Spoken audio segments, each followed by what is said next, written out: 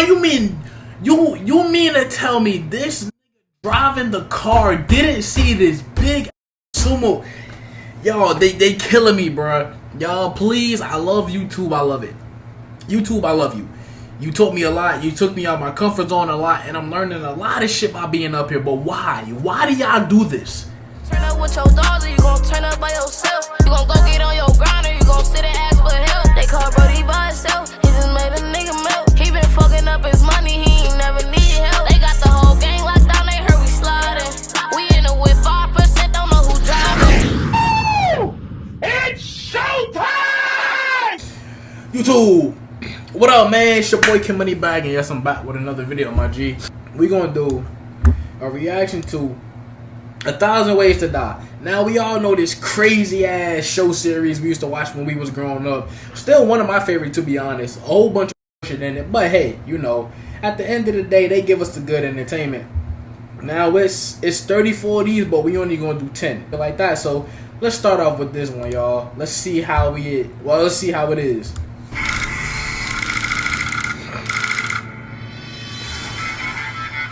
Okay, WWE shit. Two dudes on their way to a gay pride parade? Nah, just some morons with backyard dreams of making it on the pro wrestling circuit. Yeah! Stinkface and Dirt Bomb have been rehearsing their act for the last 2 months. Stinkface and Dirt Bomb? People have died doing backyard wrestling. People who think wrestling is a sham should check out these two. There's no way you could fake being this bad.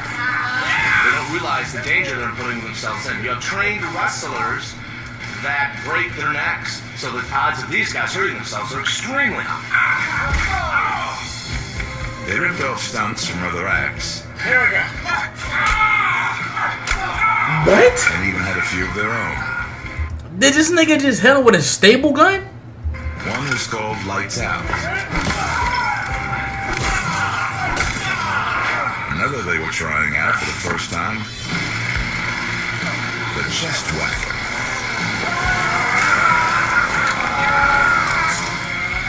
Looks like it still needs work.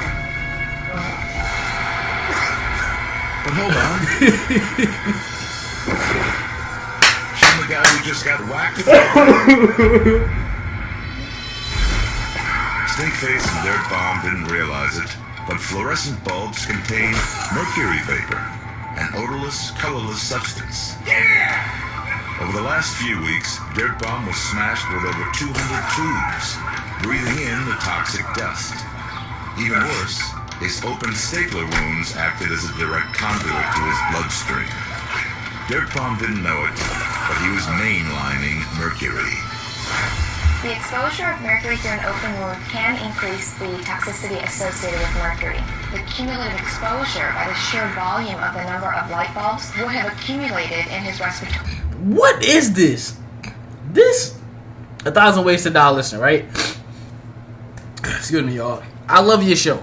I do. Whatever bullshit skits y'all put together, I love it, bro. What is this? Like, what is this? Like, I get wrestlers use a lot of stunts, tables, ladders, chairs, TLC shit, we get it. But light bulbs and staple guns and what this nigga had not a machete, I forgot what you call this shit, or whatever, chainsaw. Like, what is this? System and led to brain damage as well as tachycardia, which is a rapid heartbeat, and then eventually death. Stinkface and Dirt Bomb were talentless, very clueless, talentless. And now one of them is lifeless. What the fuck? This was some ugly shit. Like, this was some ugly shit. Oh yeah, let's go. Ralph was a simple guy who lived by a set of rules he called the Book of Ralph. Number 1 rule, don't bother Ralph when he's watching A-Team reruns. His ditzy neighbor's new dog was getting into Ralph's Oh, G, your old ass up anyway. Like shutting up your dog? Oh, he's just a dog. You know dogs.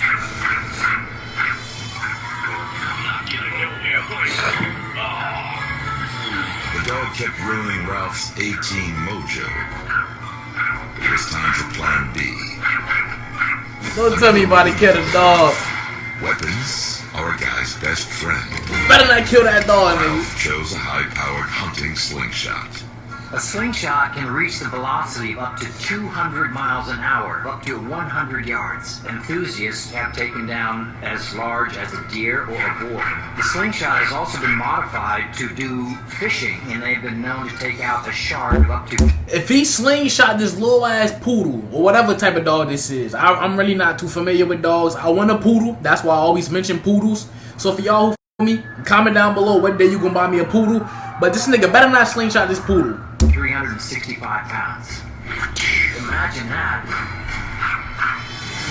Ralph loaded a .38 caliber steel ball into his weapon and fired away. Dog down. The book of Ralph states, after committing a crime, hide all evidence. But check it out, Ralph. Here on 1,000 Ways to Die, we got our own book of rules. One of them says, if any asswipe messes with one of God's creatures, be prepared for a cosmic slap.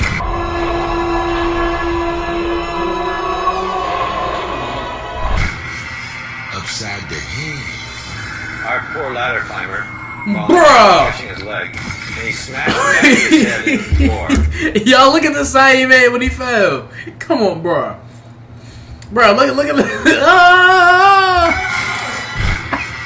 Upside the head. Ah! Cosmic slap. Ah! Yo, he ugly as hell. That's what you get, OG. Should've stayed your old ass on the couch and watched them reruns. Upside the head. Our poor ladder climber, falling backward, catching his leg, and he smashed the back of his head into the floor. The blood is coming downhill. It goes by gravity, so it's going to cool much more rapidly. It's actually going to squish the soft, fleshy part of your brain. The heart and the lungs stop. She gave me chills. Fuck. Ralph was a loser who thought a long-canceled TV show was important. But he broke one of our rules and paid with his life. Don't pity this fool. That's what you get, OG. Next one. These good though. People don't always become sociopathic jerks. You weren't wrong with that? Sometimes they're born that way. Lee was not only a first-class jerk, Call somebody who cares, sir. Have a nice day. he was also a poster boy for incompetence. Bruce. I'm afraid we're gonna have to let you go. But in today's world, you need to be careful when you fire a nutjob like Lee. You're gonna regret firing me.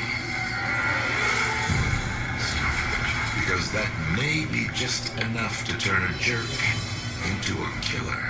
There are an average of 500 man. workplace shootings in the United States each year, and Lee was about to add his name to the list.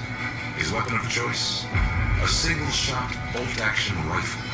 Single-shot bolt-action rifles have a much easier... Bro, first of all, who got the energy for this? Like, bro, like, it's hella jobs hiring. Like, just go on Indeed and put your resume from the last few jobs and go on, my nigga. Indeed, reach back out fast. Now, for certain jobs, you may wait a little bit. So what? Go on Indeed, my like, why? Nigga got fired and laid in a tree and really had a strategic thought about how to take his boss or whoever at the job facility out. Come on, big bro. your way of being assembled and disassembled as opposed to a semi-automatic weapon. The other thing that makes them different is that the rounds are loaded and ejected manually by the shooter. The value of having a rifle that really doesn't self-eject brass is that the shooter decides when that brass can be ejected, so that won't compromise his position to prey or an enemy sniper. But today, Lee had much more than an itchy trigger finger. It was allergy season, and he was suffering from a full-blown bout of hay fever. Lee didn't know it, but he was one of 5% of people with severe allergies to oak pollen. By the time his boss stepped out of the office, Lee was suffering the effects of allergy-induced vertigo.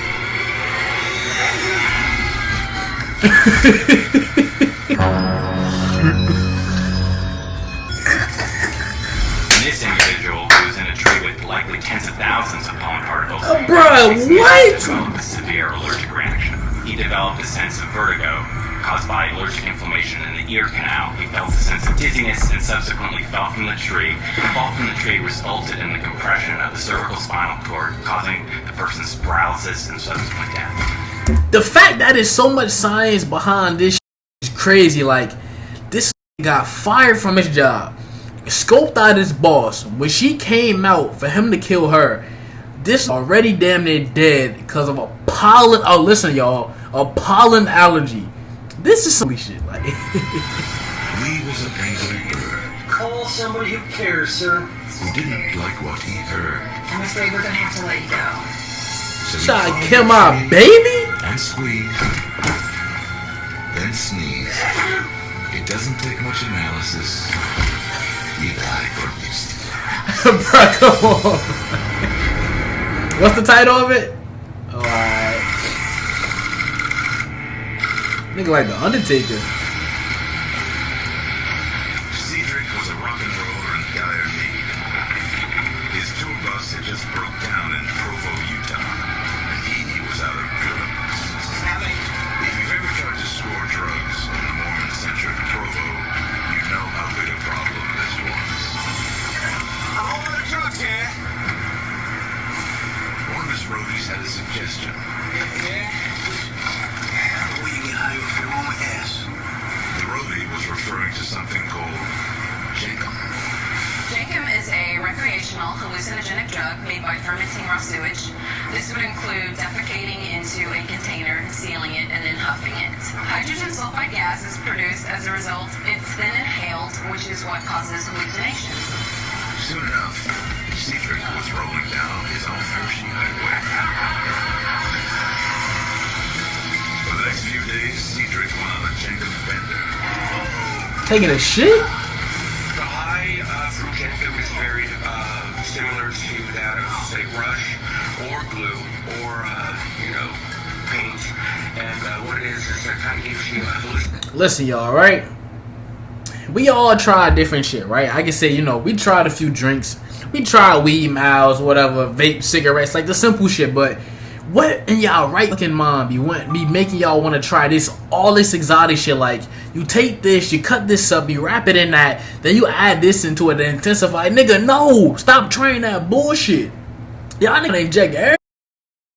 God damn. Psychedelic high. I would much rather be high than be sober, so if I didn't have a choice, then I'd do it.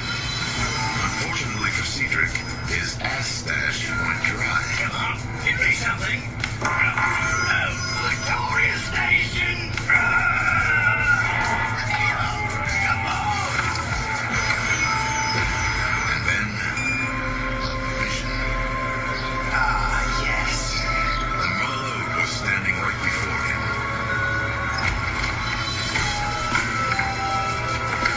The tank full of fudge sludge was sending him into Jenkem nirvana. One more hit, and he would become one. Number two. The cloud of ass gas was too much. Cedric suffered a brownout. Passed out. And then went lights out. What the fuck, man? In the 1970s, Soviet Russia didn't have rock stars. They had chess grandmasters. If you wanted special treatment and all the perks of the Communist Party, you just had to beat everyone else in the world at this brainiac board game. Это изобретение отличная шутка. Meet Nikolai. He was on top and wanted to stay there. He knew his next loss could find him in the deep freeze of Siberia. It's a really big deal to play chess in Russia. In the Soviet era, it was in fact completely state-supported, and so no one had to worry about earning a living. They just had to learn about playing chess very well. Nikolai was about to play the most important match of his life. Oh yeah. His opponent, the Comrade 5000, a chess-playing computer. Its inventor had boasted his machine could outplay any human, even the unbeatable Nikolai. The Comrade was able to move its pieces on a powerfully charged electromagnetic board. I don't want to spoil it, but if some bullshit happened, like the magnetic core pull one of the chess pieces and whack him in the eye, then the eye go to the back of the socket, then the socket go down his stomach, and then when he shit it out, all his testicles come. Please, man, because I get that life happens, right? Y'all, we can agree life happens. Please don't tell me this nigga about to get hit in the eye, then they go down. Spare me. Soon enough, Nikolai realized he was involved in the game of his life. Or for it. Each move brought the Comrade closer to penetrating Nikolai's strategy. Nikolai started to sweat profusely.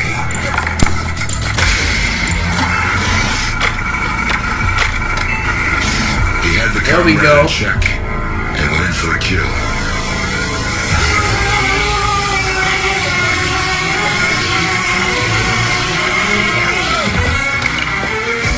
But it was Nikolai who went down. Bruh. I'm trying not to laugh, but like this is ugly. Like, come on, bro. Like, what is that? What is that? Come on, man. Chess pieces powered by an electric board fan or whatever. This goes to move the piece, gets electrocuted and dies, bruh. Father God, please don't let me go crazy while watching this video. I think I got 2 more. Please, I want to give my lovely people, my lovely viewers 2 more videos, please. But it was Nikolai who went down.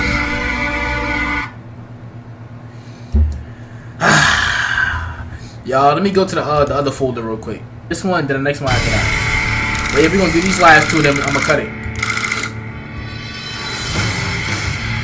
It's an old story.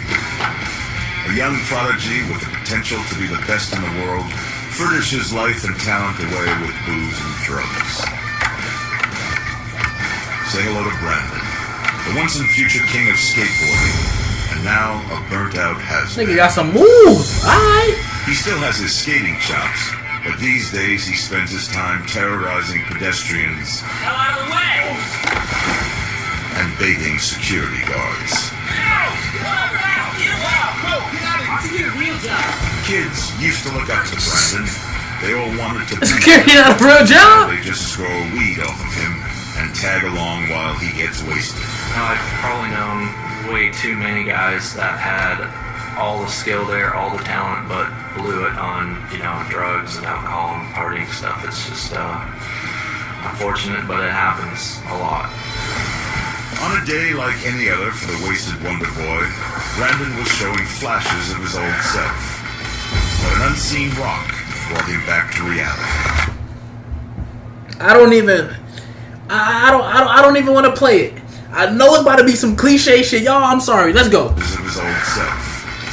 But an unseen rock brought him back to reality. Sent him flying through the air and landed him in a big section of fresh cement.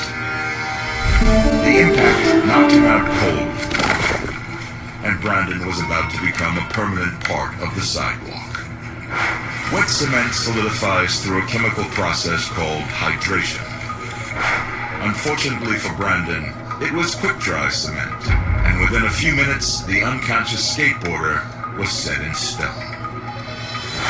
When Brandon went face first into the wet cement and took a deep breath, he basically sucked in all of that wet cement. This clogged up his airway passages, and within approximately 60 seconds, he had no more ability to have any air into his lungs. Damn, nah, this is interesting. Once upon a I time, like this one. Brandon was the next it guy in the skateboarding world. Now he was just another.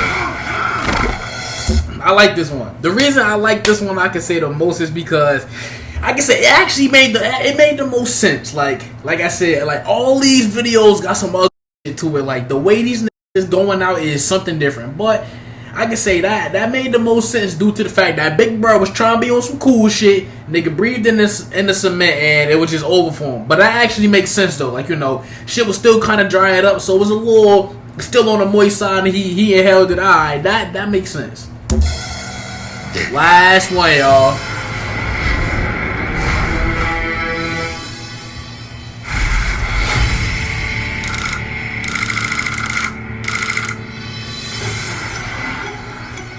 Today is Harold's first day on the job as Balls Industries' new corporate trainer. Harold earned his position the old-fashioned way. His dad owns the company. Companies have corporate outings with team-building exercises for one specific reason, and that is to boost company morale. If you really don't know what you're doing, it could have the complete opposite effect. We want to build team morale, not build hatred. All right, everybody, the theme for the day is trust. Come on over, everybody. Here we go. Harold got the ball rolling with some team-building trust falls. Yeah, come on. You, come on, right over here. Let's see, Big Bro. See what you got first day, nigga. Trusting someone will be there to catch them. All right, on the count of 3, you fall back, I catch you. Very simple, all right? It'll be 1, 2, 3. And once you fall back, I'll catch you. This guy was a bust when it came to trust. Next, we have sumo. Donning a sumo suit and rhyming the hell out of a coworker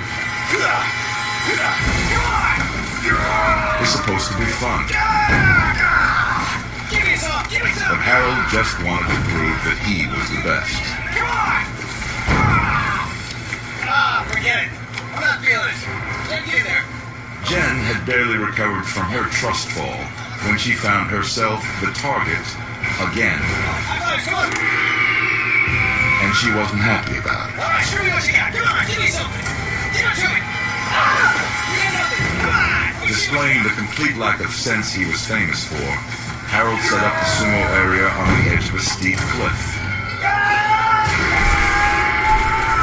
The new job seemed to be working for Harold. He was really on a roll. Miraculously, the knucklehead survived. Yeah! Woo! I did it! What? But his celebration was short-lived. So you mean to tell me this knob in the car didn't see this big sumo? Y'all, they killing me, bruh. Y'all, please, I love YouTube. I love it. YouTube, I love you. You taught me a lot. You took me out of my comfort zone a lot, and I'm learning a lot of shit by being up here. But why? Why do y'all do this? Why did you introduce me to this? Like, when I looked up 1,000 Ways to Die, right? I already knew that it was gonna be, like I said, some ugly shit. But this is truly some ugly shit. Like, bro, you mean to tell me Big Bruh made it down that big steep mountain for whatever reason he chose to host it up there, right? Cool, Big Bruh, cool, do you? I ain't mad. But you mean to tell me that little ass punch buggy, the size of my fan, bro, didn't see this big ass suit, and you still got took out Big Bruh? Come on, cuz. Come on, cuz. You cutting up, G. Virtually every organ can be injured when a pedestrian is struck by a car traveling at high rate of speed. He frequently break ribs, cause a traumatic injury to the lungs, and major lacerations to his kidneys can cause sanguination and death. Harold was a rich man's son who thought he could coast his way through life. Let you fall back, I'll catch you. Until he put on a sumo suit, fell down a cliff, got hit by a car, and died. That's it, man. I'm gonna keep my sanity wise here.